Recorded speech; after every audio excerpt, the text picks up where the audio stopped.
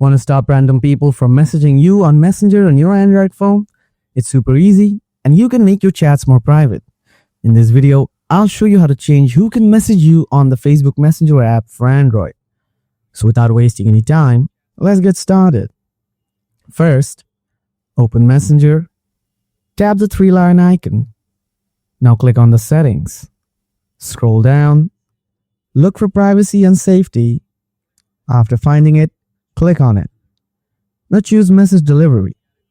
Here you'll see several categories like friends of friends, others on Messenger, and etc. You can change who can message you for each category. Like, for example, open friends of friends. You usually get three options here. If you select chats, messages go directly to your main chat inbox. With message requests, messages are sent as requests. You have to accept them manually. And if you choose don't receive requests, this will block these people from messaging you entirely. Now choose whatever option you like on here and go back.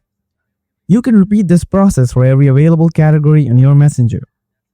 And that's it. That's how you can easily change who can message you on the Facebook Messenger app.